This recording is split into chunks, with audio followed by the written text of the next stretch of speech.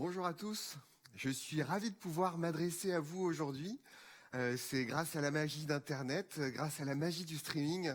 Et merci d'être ici, de nous accueillir, de m'accueillir dans votre salon pour pouvoir poursuivre sur cette série de messages. En fait, aujourd'hui, on démarre une nouvelle série, mais en fait, on continue à vivre la vie de l'Église ensemble, à pouvoir réfléchir ensemble au même sujet, à pouvoir peut-être partager aussi en petits groupes si vous avez la chance d'être en petits groupes et de pouvoir organiser ces soirées ou ces repas à distance aussi avec différentes plateformes d'échange où vous pouvez prolonger les réflexions qu'on a sur ces différents dimanches sur les streamings. Alors, aujourd'hui, on démarre une nouvelle série. Vous avez pu voir un nouveau film d'introduction. Cette série, c'est foi versus adversité. Et oui, foi versus adversité, c'est quelque chose qui semble un petit peu difficile à concilier. Il y a comme un combat, une tension qui est très très forte entre ces deux notions. Et les chrétiens ont cette particularité d'avoir cette foi qui, dans ces moments d'adversité, s'exprime de manière un petit peu singulière, face à des moments où on fait face à l'arbitraire, où on fait face à de la contingence, où on fait face en fait à des épreuves qui peuvent être assez terribles. Le chrétien va être amené à réagir d'une manière un petit peu bizarre. Et pour celui qui ne croit pas, ça pourrait sembler être quelque chose d'irrationnel. Parce que voilà ce qui se passe. Quand, pour nous, chrétiens, voilà comment est-ce que nous sommes souvent amenés à nous comporter. Nous nous tournons vers Dieu quand de mauvaises choses arrivent. Quand de mauvaises choses nous arrivent, je parlais des épreuves, des choses terribles qui peuvent arriver dans notre vie. Et en même temps, on croit que Dieu aurait pu déjà empêcher ces choses d'arriver. Nous nous tournons vers Dieu quand de mauvaises choses arrivent, tout en croyant qu'il aurait pu déjà les empêcher d'arriver. C'est singulier, non ? Notre foi nous pousse à croire en un Dieu tout-puissant, et en plus en un Dieu qui nous aime. Et il nous arrive des choses mauvaises, des épreuves, où on trébuche, ou des choses pour lesquelles on n'a rien fait, et ça s'abat contre nous. Vous avez des exemples autour de vous, ou peut-être que vous êtes en train de vivre ces moments-là. Peut-être que vous avez perdu quelqu'un qui vous est cher et vous n'arrivez pas à vous en remettre. On a des exemples de personnes qui ont perdu des enfants, des conjoints. Et c'est une douleur qui, quand on ne l'a pas vécue, est quelque chose qu'on ne peut pas comprendre. On n'imagine pas à quel point ça peut être un poids énorme, une incompréhension. On croit en ce Dieu qui est tout-puissant et qui nous aime. Comment ça se fait qu'il n'a pas pu empêcher d'abord que cette chose n'arrive ? Et nous, chrétiens, qui croyons en ce Dieu tout-puissant et qui nous aime, au moment où arrivent ces mauvaises choses, on se retourne vers lui. On se retourne vers lui et on le prie, on l'implore pour nous demander à ce qu'il adoucisse le fardeau que la personne est en train de vivre. On le prie pour lui demander de lui donner une perspective, de lui donner la force de vivre. Et pourtant, Dieu a permis qu'il se passe l'événement d'avant. Cet événement qui amène une douleur qui est probablement indicible, quelque chose que, quand on ne l'a pas vécu, c'est absolument impossible de pouvoir le comprendre. Et quand on le vit, on se demande comment est-ce qu'on va pouvoir s'en sortir. La vie ne sera plus jamais pareille. Je parle d'événements tragiques, mais on est tous passés par ces moments où on vit des choses, on se dit, mais Dieu, où es-tu ? Comment ça se fait qu'on passe par cette chose ? Comment ça se fait que tu permets ce cataclysme dans ma vie ? Cette vallée sombre ? Nous nous tournons vers Dieu quand de mauvaises choses arrivent, tout en croyant qu'il aurait déjà pu les empêcher. Alors, ce que je vous propose aujourd'hui, c'est qu'on retourne au tout début de l'Église. Donc au début de notre ère, on est à peu près au milieu du 1er siècle, environ une quinzaine d'années après la résurrection de Jésus, et on va voir comment est-ce que les premiers chrétiens vivaient de telles situations, parce qu'en fait, si nous reproduisons aujourd'hui ce comportement, c'est parce que les premiers chrétiens avaient déjà vécu des choses tragiques et avaient eu ce comportement que nous reproduisons aujourd'hui. Nous sommes dans les Actes des Apôtres, c'est un livre qui a été écrit par Luc. Luc qui était médecin mais qui a fait un rôle de journaliste pour nous retracer ces histoires. Donc d'une part l'évangile de Luc où il a raconté l'histoire de Jésus après avoir interviewé plusieurs personnes qui l'ont vécu, qui l'ont connu. Et puis les Actes des Apôtres qui retracent le début de l'Église. Vers la même époque, donc comme je disais tout à l'heure, une quinzaine d'années après la résurrection, le roi Hérode se mit à maltraiter quelques membres de l'Église. Ce roi Hérode, ce n'est pas le même que celui dont on va parler prochainement quand on va relater l'histoire de Noël. C'est quelqu'un de sa famille, c'est son petit-fils. Il s'agit de Hérode Agrippa. Et cette famille d'Hérode, des Hérodes finalement, est une famille qui est assez ancrée dans la violence. Quand on relatera l'histoire de Noël, si vous revenez dessus, vous verrez que Hérode a fait massacrer, donc le grand-père de notre Hérode d'aujourd'hui, a fait massacrer les jeunes enfants jusqu'à l'âge de 2 ans pour pouvoir éteindre toute possibilité d'avoir ce fameux roi des Juifs qui pourrait survivre. Là, c'est un autre Hérode et qui a donc cette culture de la violence et qui s'est mis à maltraiter quelques membres de l'Église. Il fit tuer, notamment, par l'épée, Jacques, le frère de Jean. Jacques et Jean, les fils de Zébédée, sont 2 des apôtres, 2 des 12 qui étaient auprès de Jésus et dans le cercle le plus serré auprès de Jésus. Pour Hérode, le fait d'avoir eu Jacques, c'était une belle prise.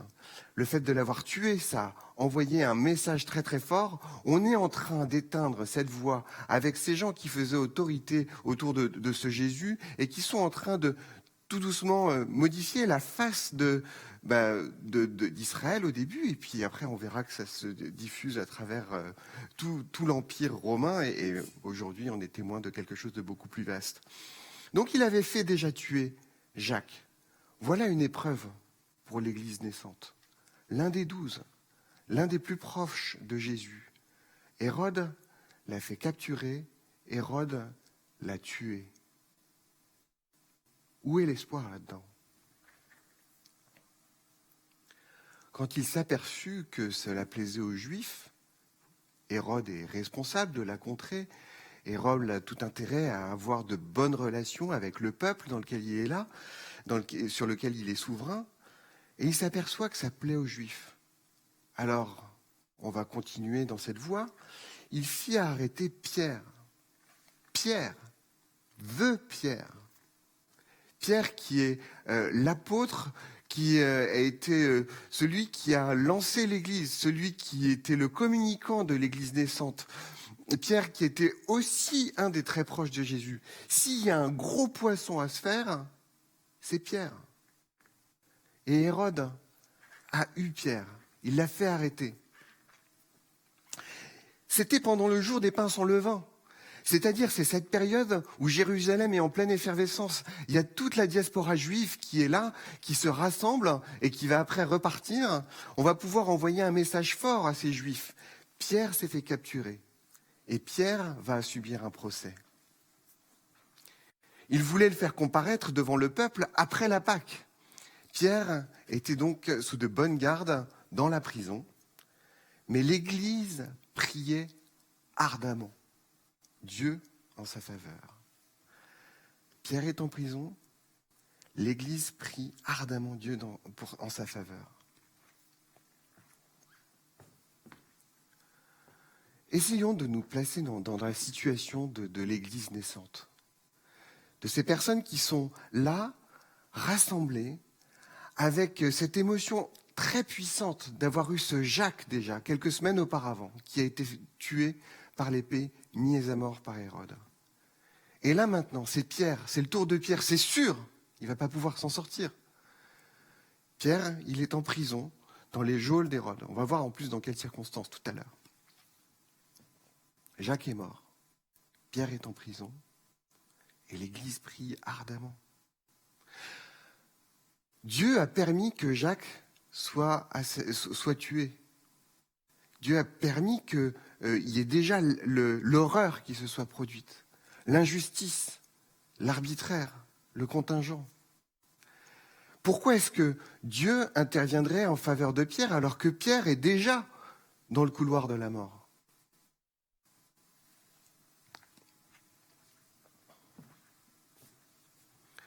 Lorsqu'on eut arrêté Pierre, il le fit mettre en prison et le plaça sous la garde de 4 escouades de 4 soldats. Pierre est dans une situation où il ne peut absolument pas s'échapper. On a mis 16 personnes autour de lui. Il n'y a aucune chance pour que Pierre s'en sorte. Et quand il y a 16 personnes, il est très difficile que les 16 personnes se mettent d'accord pour faire évader Pierre. Ce sont quand même des personnes qui répondent à Hérode. Qu'on arrive à en avoir 1, 2, 4, ils sont 16. Ils sont 16 autour de Pierre pour le maintenir en prison. Pierre n'a aucune chance. Aucune chance. Et là, c'est intéressant de voir, en fait, cette Église qui est dans la même situation que nous face à ce type d'événement. Ils sont en train de prier, alors que Dieu aurait pu permettre que Pierre ne soit pas mis en prison. Ce qui nous prouve que dès le 1er siècle, dès le début de l'Église, les premiers chrétiens avaient cette même manière de procéder que nous.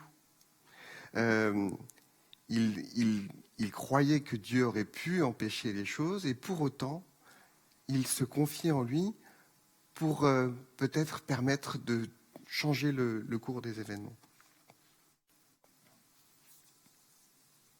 Je reprends mon souffle.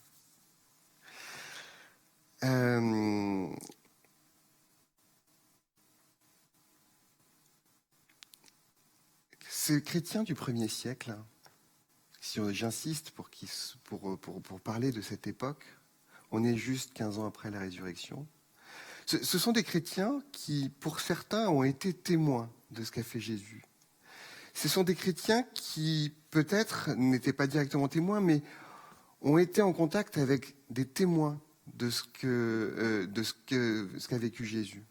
Ce sont des personnes qui ont vu que Jésus a commis des miracles à travers Israël, qu'il a été emprisonné, qu'il a été mis à mort et qu'il est ressuscité.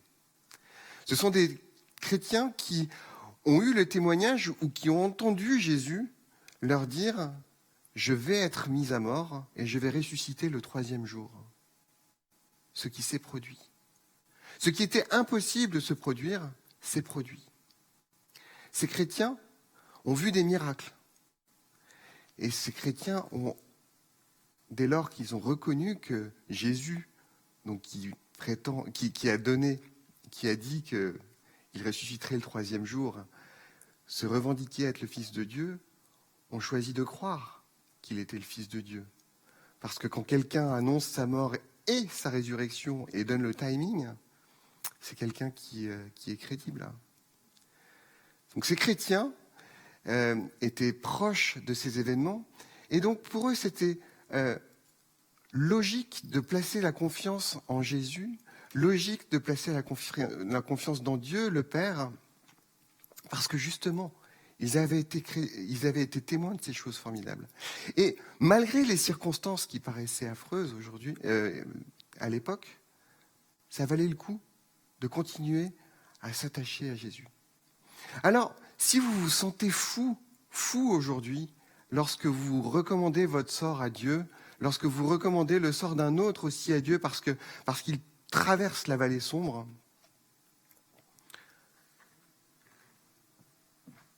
vous êtes en bonne compagnie. Vous êtes en bonne compagnie parce que vous êtes dans cette lignée de ces premiers chrétiens qui ont choisi justement d'ancrer leur foi dans un événement précis. Alors, quelques années plus tard, donc je vais spoiler un petit peu la suite de l'histoire. Donc Pierre ne va pas être assassiné par Hérode. Et Pierre, quelques années plus tard, va écrire des lettres aux églises. Et donc voilà ce que nous dit Pierre dans une de ses lettres, plus tard. Béni soit Dieu. Quand on dit béni soit Dieu, ça veut dire que on veut le remercier pour qu'il est, on veut le louer. La bénédiction, quand ça va de l'homme vers Dieu, c'est se mettre devant cette personne qui est le créateur de toutes choses et le remercier pour ce qu'il est, pour ce qu'il fait. Merci Seigneur, je te remercie, le Père de notre Seigneur Jésus-Christ. Mais toi, Pierre, toi qui as connu des trucs incroyables, toi qui a été fouetté, pour lequel on voit encore tes cicatrices sur ton corps. Béni soit Dieu, merci Seigneur. Dans sa grande compassion, il nous a fait naître à une vie nouvelle pour nous donner une espérance vivante par la résurrection de Jésus-Christ. Dans sa grande compassion, il nous a fait naître à une vie nouvelle pour nous donner une espérance vivante par la résurrection de Jésus-Christ. Je voudrais m'arrêter déjà sur cette notion d'espérance vivante. En français, on a de la chance parce qu'on sait faire la distinction entre deux termes que sont l'espoir et l'espérance. Ce sont deux notions qui sont assez différentes et qu'il ne faut pas confondre, surtout quand on le lit dans la Bible. L'espoir, c'est une émotion qui me dit « demain sera, j'espère, meilleur ». C'est parce que j'aimerais que demain ce soit meilleur. Je le souhaite. Il se peut que demain ce soit meilleur. L'espérance, c'est une tonalité différente. L'espérance, elle est ancrée dans la foi. La foi, c'est la confiance en Dieu. Et l'espérance, c'est l'objet de notre foi. C'est le fait de posséder déjà ce qui nous est promis. Alors certes, on ne le vit pas tout de suite, mais on sait que c'est quelque chose dont on va être au bénéfice. L'espérance, c'est cette certitude d'être réconcilié avec Dieu et de savoir que, eh bien, il y a une vie qui va se prolonger après, une éternité qui va se prolonger après. Et cette espérance, elle est ancrée dans quelque chose de grandiose. La résurrection de Jésus-Christ. La résurrection de Jésus-Christ. C'est ce sur quoi Pierre insiste. Parce que Pierre, il a vu ce Jésus ressuscité. Pierre, il n'était pas là au sortir de la tombe quand Jésus est ressuscité parce qu'il n'avait pas cru que c'était possible.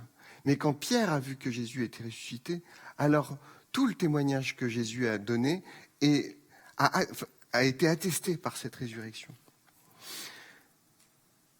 Nous ne croyons pas en Dieu juste par croyance, par conviction, juste parce qu'un texte nous en a parlé. Nous sommes amenés à mettre notre confiance en Dieu parce qu'il y a eu un événement historique, et que les premiers chrétiens étaient prêts à mourir pour pouvoir attester que cet événement historique, ils l'ont vu de leurs propres yeux. Pierre, il a connu beaucoup le martyre, il a fini crucifié par les Romains. Il a été jusqu'à la mort pour pouvoir revendiquer le fait qu'il a vu Jésus ressuscité. Cette espérance vivante par la résurrection de Jésus-Christ. Car il a préparé pour nous un héritage qui ne peut ni se détruire, ni se corrompre, ni perdre sa beauté. Voilà ce qui fait votre joie, même si actuellement, il faut que vous soyez attristés pour un peu de temps par diverses épreuves. Même si. Vous savez, ce qu'est en train de nous dire Pierre, c'est que les épreuves, quelque intensité elles puissent avoir, les épreuves, elles font partie de la vie. Et elles font aussi partie de la vie du chrétien, de celui qui a placé sa confiance en Dieu, de celui qui a placé sa confiance en Dieu qui nous aime et qui est tout-puissant. Même si, actuellement, nous sommes attristés pour un peu de temps. C'est notre foi nous permet de passer à travers ces épreuves. Comme lui est passé à travers. Lui, il est passé à travers ces épreuves terribles. Comme je le disais, il est pétri de cicatrices. On continue. Celles-ci servent à éprouver la valeur de votre foi. Voilà la raison pour laquelle on peut passer à travers ces épreuves. Voilà la raison pour laquelle on est amené à passer par ces épreuves. Parce que ces épreuves servent à éprouver la valeur de notre foi. Le feu du creuset n'éprouve-t-il pas l'or qui pourtant disparaîtra un jour ? Pourtant, votre foi qui a résisté à l'épreuve a une valeur beaucoup plus précieuse. Elle vous vaudra louange, gloire et honneur lorsque Jésus-Christ apparaîtra. Ces épreuves, pour nous qui avons choisi de mettre notre confiance en Dieu, elles ne sont pas là juste pour le plaisir. Qui éprouve du plaisir là-dedans ? Personne. N'allez pas croire que Dieu éprouve du plaisir dans notre épreuve. En revanche, nous plaçons notre confiance en Dieu et Dieu nous apporte un apaisement, la paix dans le cœur, une sérénité. Même quand les épreuves sont terribles, nous avons cette confiance en Dieu qui nous permet de les traverser. Et alors que nous traversons des vallées qui peuvent être extrêmement sombres, nous rayonnons. Nous rayonnons quelque chose de différent. Nous rayonnons quelque chose qui dépasse notre humanité. Parce que Dieu nous donne cette force de passer à travers. Oui, il y a des épreuves. Elles servent à éprouver notre foi. Elles servent et elles seront récompensées. Elles vous vaudront louange et gloire, honneur lorsque Jésus-Christ apparaîtra. Pourquoi ? Jésus, vous ne l'avez pas vu. Et pourtant, vous l'aimez. Mais en plaçant votre confiance en lui, sans le voir encore, vous êtes rempli d'une joie glorieuse et inexprimable. Car vous obtenez en retour votre salut, qui est le but de votre foi. La résurrection, le fait que cet homme, Jésus, soit revenu à la vie alors qu'il l'a annoncé, c'est une porte vers cette espérance. Il y a une vie après la vie et il y a cette réconciliation qui est permise par cette mort de Jésus et cette résurrection. Alors, on pourrait demander à Pierre, mais Pierre, après tout ce que tu as vécu, comment est-ce que tu peux continuer à avoir la foi ? Comment est-ce que tu peux continuer à croire que Dieu veut ton bien ? Comment est-ce que tu expliques tout ça, Pierre ? Mais Pierre nous dirait, moi j'ai vu le meilleur des hommes, celui qui aimait autour de lui, celui qui a fait le bien, que je peux le mettre en défaut sur rien, j'ai vu le meilleur des hommes subir la pire des morts. Donc, je ne peux pas me l'expliquer. Mais ce que je sais, c'est que le meilleur des hommes est mort de la pire des manières. Et à côté de ce qu'il a vécu et de la perspective que ça offre, tout le reste, c'est du détail. C'est du détail. Je ne suis pas en train de dire que j'aime passer par l'épreuve, mais cette épreuve, à côté de la perspective de l'éternité, à côté de la perspective qui m'est offerte dans cette espérance, c'est du détail.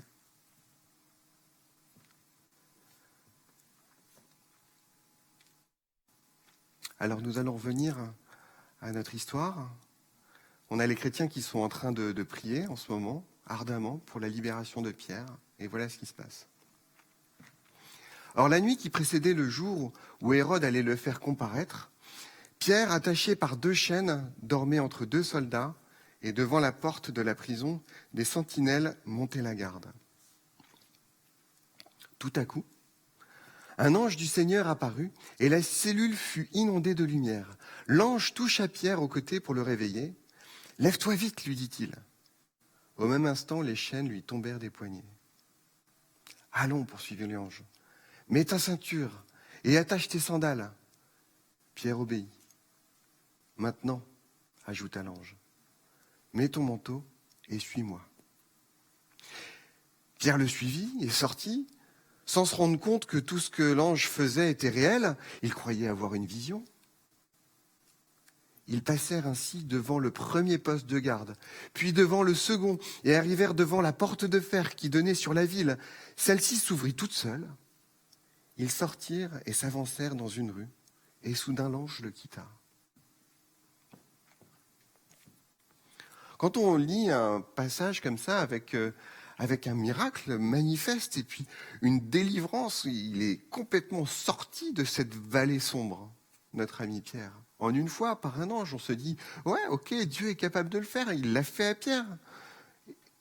Pourquoi il ne me le fait pas à moi ?» On se le dit, on aimerait bien parfois avoir des événements comme ça où Dieu arrive et intervient de manière absolument incroyable et nous sorte. Il n'agit plus comme ça. Et les chrétiens pouvaient se dire à l'époque, mais si Dieu est capable de faire ça, pourquoi il l'ont pas fait? Pourquoi il ne l'a pas fait pour Jacques? Jacques, il y a quelques semaines, il a été mis à mort par Hérode. Pourquoi est-ce qu'il le fait pour Pierre et pourquoi il ne le fait pas pour Jacques? On n'a pas forcément d'explication.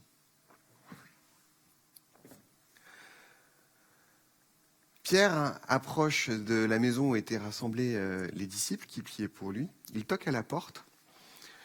Rhôde, la servante, vient le voir et elle entend la voix de Pierre. Elle reconnut la voix de Pierre et dans sa joie, au lieu d'ouvrir, elle se précipita pour annoncer donc à l'assemblée qui est en train de prier, « C'est Pierre, il est là dehors devant la porte. » « Tu es folle, lui dirent-ils. Mais elle n'en démordait pas. « Alors c'est son ange, dirent-ils. »« Tu es folle. » Ils sont en train de prier ardemment pour que Dieu intervienne. Et au moment où Dieu intervient, ils sont dubitatifs. Elle est folle. Non, mais non, c'est pas possible. Et au moment où on lui dit, mais il est là, il dit non, c'est parce qu'en fait, il a été assassiné, c'est bon, il est mort. Et c'est son fantôme qui est là, c'est son ange. Vous voyez, même ces premiers chrétiens qui ont vu de leurs yeux des miracles de Jésus, puis les miracles qui sont relatés aussi pour les premiers, le début de l'Église, face à la prière, ils s'attendent finalement pas à ce qu'il y ait une intervention, et quand elle arrive, ils en sont surpris. Ils sont aussi faibles que nous, quelque part. Et j'ai envie de dire, ce type d'anecdote qui nous est relaté nous montre que ces textes ont une part d'authenticité, parce que si on avait envie de montrer que le mouvement de l'Église, c'était un mouvement de personnes qui étaient dès le début, tout le temps plein de foi sans doute, et croyant absolument que Dieu pouvait faire des miracles en toutes circonstances, on n'aurait pas ce témoignage de cette Église qui prie ardemment pour la libération de Pierre, les gens qui sont autour de ce Pierre qui est l'un des piliers du démarrage de l'Église. Moi, ça me fait penser que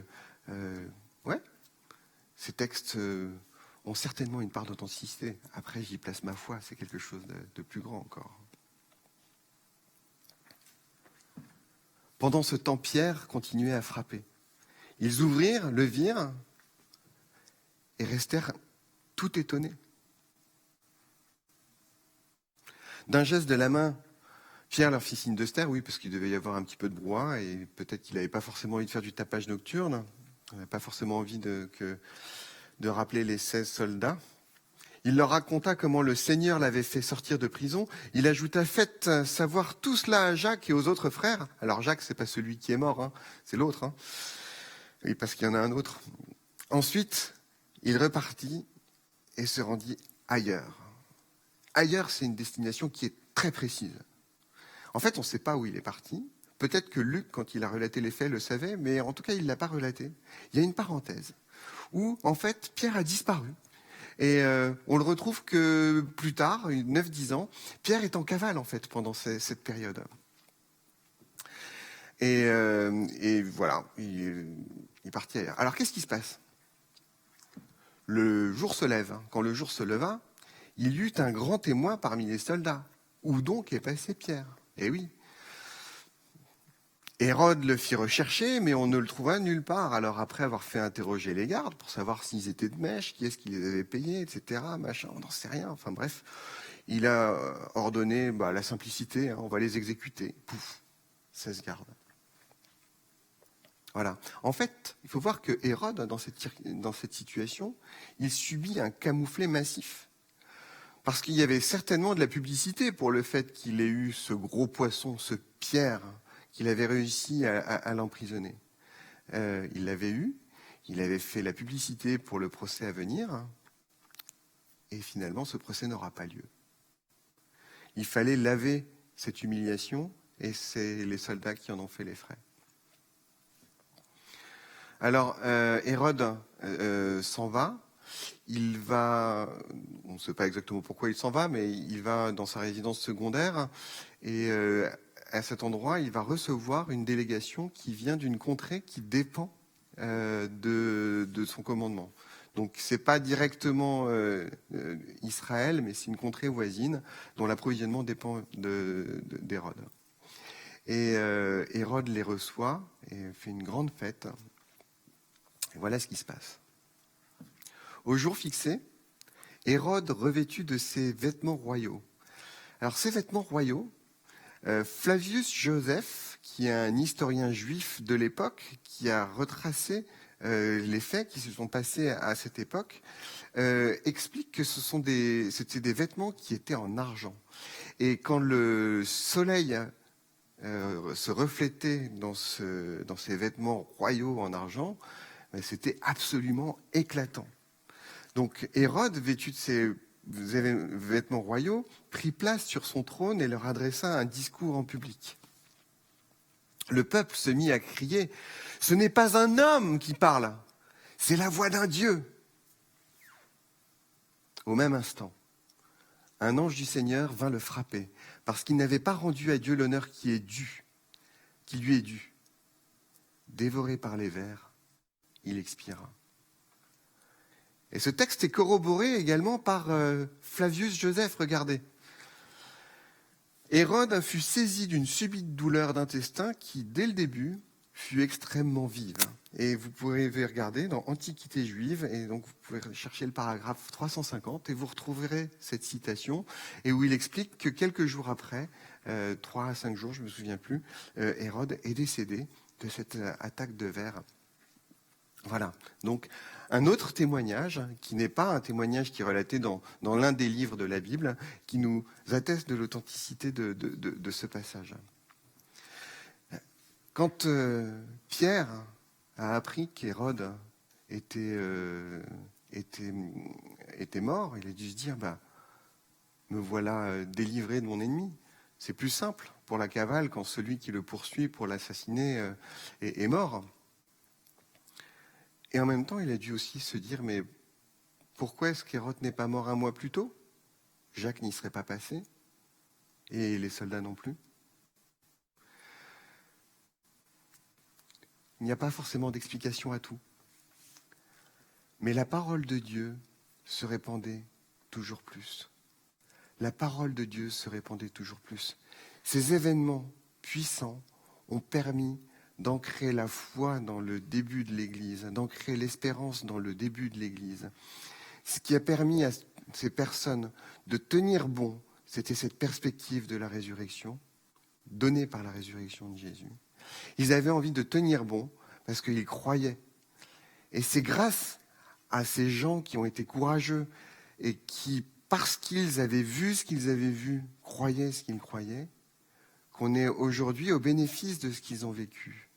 On a ces textes et on peut ancrer aujourd'hui notre foi dans ce même événement de la résurrection. Et d'ailleurs, d'autres auteurs du Nouveau Testament font le même raisonnement. Et je vais vous montrer 3 petits versets qui nous montrent que en fait, ça fait partie du raisonnement que font les autres auteurs. Et en fait, c'est vraiment ainsi que se bâtit notre foi. Notre foi se repose sur l'espérance liée à la résurrection. On n'explique pas tout. On n'est pas capable d'expliquer toute cette souffrance. Par contre, on est capable de faire confiance en Dieu malgré les événements qui se produisent. Paul, l'apôtre Paul, qui écrit aux Thessaloniciens dans une lettre, fait ce raisonnement, afin que vous ne soyez pas tristes de la même manière que le reste des hommes qui n'ont pas d'espérance. Quand on n'a pas d'espérance et qu'on fait face à ce type d'épreuve, on est terrassé. Je ne dis pas que c'est facile quand on a l'espérance de ne pas être terrassé, mais puisque nous croyons que Jésus est mort et ressuscité, il y a une différence. Parce qu'il y a cette résurrection dans laquelle je veux placer ma confiance. Déchargez-vous sur lui de tous vos soucis, car il prend soin de vous. C'est de nouveau Pierre qui dit ça. Il n'est pas en train de dire que le fait de croire fait qu'on n'a pas de soucis. Les soucis demeurent. Adopter cette foi, mettre notre confiance en Jésus, ne nous éloigne pas des soucis. J'ai envie de dire parfois même bien au contraire. Par contre, nous pouvons nous en décharger sur lui, parce qu'il prend soin de nous. Un autre passage des Hébreux, donc la lettre aux Hébreux, approchons-nous donc du trône de Dieu de grâce avec une pleine assurance. Là, Dieu nous accordera sa bonté et nous donnera sa grâce pour que nous soyons secourus au bon moment. Et si on a besoin d'être secourus, c'est bien qu'on va repasser à travers des épreuves. C'est quelque chose auquel on doit s'attendre en tant qu'homme et en tant que chrétien. Mais nous avons cette pleine assurance parce qu'il y a cette bonté de Dieu, cette grâce qui est là, qui repose encore une fois sur cette perspective de cette résurrection. C'est pourquoi nous gardons notre espérance, même lorsque nous ne pouvons pas tout expliquer, malgré les contingences de la vie, malgré ces choses horribles qui se passent pour nous ou pour d'autres personnes autour de nous. On peut comprendre que ça suscite des doutes, on peut comprendre que des personnes lâchent la foi dans ces circonstances. C'est normal, ça dépasse ce que l'humain peut porter. Mais il y a quand même cette possibilité de se raccrocher à cette espérance, même lorsqu'on ne peut pas tout expliquer. Alors je voudrais revenir sur ce verset qu'on a déjà lu tout à l'heure, parce que c'est vraiment le verset qui est au cœur de notre foi. Il nous a fait naître à une vie nouvelle pour nous donner une espérance vivante par la résurrection de Jésus-Christ. Alors j'aimerais vous laisser avec cette dernière phrase. C'est la phrase qui résume en fait ce qu'on s'est dit aujourd'hui. Comme une longue lignée de témoins, les premiers chrétiens et tous ceux qui ont suivi, comme une longue lignée de témoins l'a fait avant nous, nous pouvons garder cette espérance vivante parce que Christ, Jésus-Christ, est ressuscité. On ne s'expliquera pas tout. On n'arrivera pas à s'expliquer. Mais il y a eu cette résurrection qui ouvre une porte vers quelque chose de grandiose, qui nous dépasse complètement, mais qui peut nous aider à traverser ces épreuves et qui nous amène à savoir redéposer devant Dieu les épreuves présentes pour nous et pour les autres autour de nous. Je voudrais prier pour conclure ce moment. Père Céleste, je te remercie pour ce témoignage que tu nous donnes à travers ce livre des Actes des Apôtres. Je te remercie pour ce témoignage de l'apôtre Pierre et de cette église qui priait autour pour cet apôtre Pierre. Je te remercie parce que ces textes, s'ils sont parvenus jusqu'aujourd'hui, c'est parce que ces gens ont souhaité que nous les recevions. Ils ont souhaité que ce texte se propage pour pouvoir nous faire part de leur espérance, de cette certitude qu'il y a une résurrection, de cette certitude qu'il y a une réconciliation avec le Père. Merci de permettre de faire reposer notre foi sur cet événement de la résurrection. Merci d'avoir donné la force, d'avoir donné les circonstances à ces premiers chrétiens, de nous l'amener jusqu'à présent. Donne-nous de savoir nous accrocher à toi, même quand on ne comprend pas. Et merci encore pour cette perspective que tu nous donnes. Amen.